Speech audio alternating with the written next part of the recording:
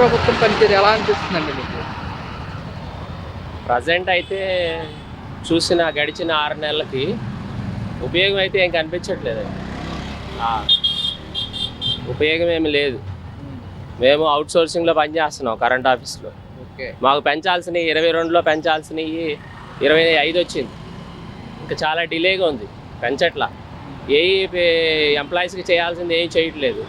బయట ఫెసిలిటీస్ చూస్తేనేమో ఇళ్ళ దగ్గర గబ్బుగా ఉంది. దోమలు, శానిటేషన్ సరిగ్గా లేదు. ఆ తడి పొడి చెత్త ఎత్తుకెళ్ళే బళ్ళు మొత్తం తీసేశారు.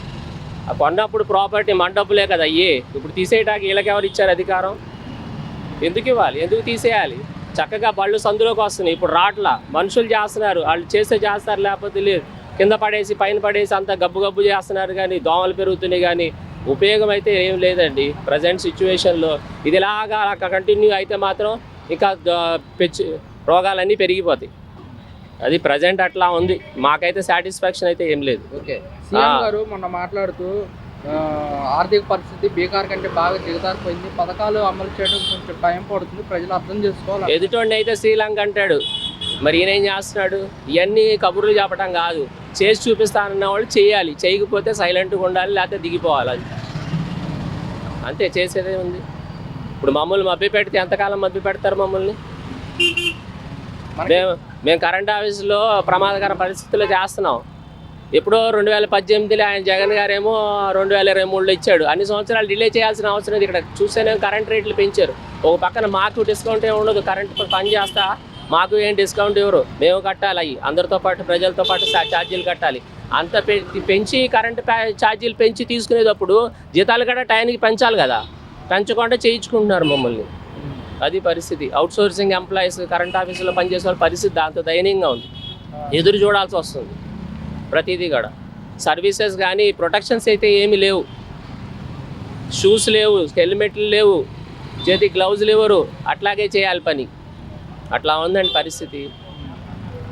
మరి ఇప్పుడు మనకి కేంద్రం నిధులు ఇచ్చారు, ఆ నిధుల్ని మనం అమరావతికి, విశాఖకి ఇచ్చారు. ఆ పథకాలకి మళ్లించడానికి కుదరదు, అర్థం చేసుకోవాలి అంటారు. ఇప్పుడు తింటాకి తిండి లేదురా బాబు అంటే 50 అంతస్తులు అయినా ఎమ్మెల్యేలకు క్వార్టర్స్లు ఎందుకండి? వాళ్ళు ఏమైనా ఉంటారేంటి? 5 కార్లు ఉన్న వాళ్ళు క్వార్టర్స్లో ఉంటాడా?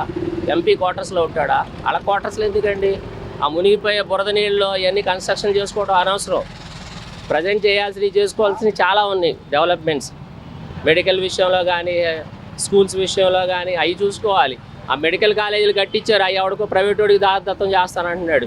గవర్నమెంట్ అంత డబ్బులు మా డబ్బులు పెట్టి కట్టించి ఎవడికో ప్రైవేట్ వాడికి ఇచ్చి ఆడు బెంచ్ కారుల్లోనూ వాటిలో తిరుగుతాడు. మరి చదువుకోవాలనుకున్న మెడికల్ స్టూడెంట్స్కి కావాలిగా. ఇప్పుడు ప్రైవేట్ వాడి దగ్గరికి వెళ్ళి కొనలేంగా మనం. గవర్నమెంట్ అయితే సీట్లు వస్తాయి. అట్లా ఉంది పరిస్థితి. గతంలో ఎలా ఉండేదంటారు విద్యకు కానీ వైద్యానికి కానీ? గతంలో చాలా హ్యాపీగా ఉన్నామండి. కరోనా విషయంలో చాలా హెల్ప్ చేశారు. అన్ని చోట్ల దగ్గర సెంటర్లు కట్టించారు, కేంద్రాలు, ఆరోగ్య కేంద్రాలు కట్టించారు, మన అందుబాటులో కేంద్రాలు కట్టించారు. అవన్నీ బిల్డింగ్ కన్స్ట్రక్షన్స్ గవర్నమెంట్లో గడిచిన 40 సంవత్సరాల క్రితం ఎవరు చేయని రీతిగా అన్ని కన్స్ట్రక్షన్స్ పర్ఫెక్ట్గా కట్టించారు. అలా కన్స్ట్రక్షన్ కట్టించడం వల్ల చాలా ఉపయోగపడుతుంది ఇప్పుడు మాకు. ఇప్పుడు వీళ్ళు చేసేది కాదు, బిఫోర్ చేసిన దాన్ని బట్టి ఇప్పుడు ఆనందంగా ఉండగలుగుతున్నాం. కాస్త కోస్తో 50%. మిగిలిన మాత్రం వీళ్ళు చేసేవన్నీ ఇంకా వెనకెళ్ళే పరిస్థితులే. ఇప్పుడు అక్కడక్కడ అంతా అమరావతిలో అంత పెట్టుబడి పెట్టాల్సిన అవసరం ఉంది. వైజాగ్ ఉంది మనకి ఫైనాన్షియల్ క్యాపిటల్. ఎవరు వచ్చినా, ప్రధానమంత్రి వచ్చినా వైజాగ్ వస్తాడు. ఇక్కడికి ఎవడు వస్తాడు? బురదలోకి వస్తాడు. ఎవడు వస్తారా ఏంటి? ప్రధానమంత్రి వైజాగ్ వచ్చాడు. నేవీ ఎగ్జిబిషన్ జరిగినా అక్కడ జరుగుద్ది, ఎయిర్ ఫోర్స్ జరిగినా ఏదైనా జరుగుద్ది. వైజాగ్ సూపర్ క్యాపిటల్ వదులుకుది. ఇక్కడ ఏంటండి అమరావతి? డబ్బులు వేస్ట్. ఇవన్నీ అంటే కావాలని చేస్తున్నారు.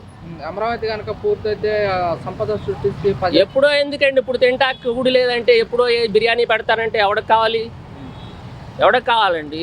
కార్పొరేట్ ఉంది, గేటెడ్ కమ్యూనిటీ అంటాడు. మన విజిటర్కి బండి వెళ్ళినవాడు పార్కింగ్కి అట్లా చేసేస్తారు. అది అమరావతిని సామాన్యులు వెళ్తాకు లేదు, మిడిల్ క్లాస్ వాళ్ళు వెళ్తాకు లేదు, 2 వీలర్ వెళ్తాకు ఉండదు.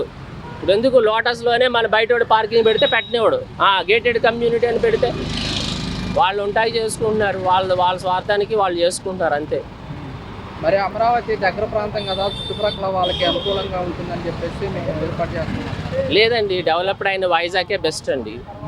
మనం ఏదన్నా డెవలప్ అయ్యిందో చూసుకోవాలి. మిగిలినవి అక్కడ పెట్టుకుంటే ఖర్చు ఉండదు కదా, అమరావతి ఖర్చు. అవి వేరే చోట్ల ఏదైనా కట్టుకోవచ్చు. కోర్టులు కంప్లీట్ చేయాలి కదా, అవి కంప్లీట్ చేయమనండి ముందు.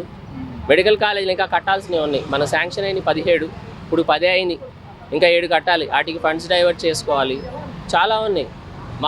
మేమేమో అవుట్ సోర్సింగ్ నుంచి తెలంగాణలో కేసీఆర్ ఎక్కంగానే చేశాడు పర్మనెంట్, మాకు చేయలేదు. ఇక ఈయన ఎన్టీఆర్ గారి ఎవరు చంద్రబాబు నాయుడు గారి హయాంలోనే కేసీఆర్ చేశారు.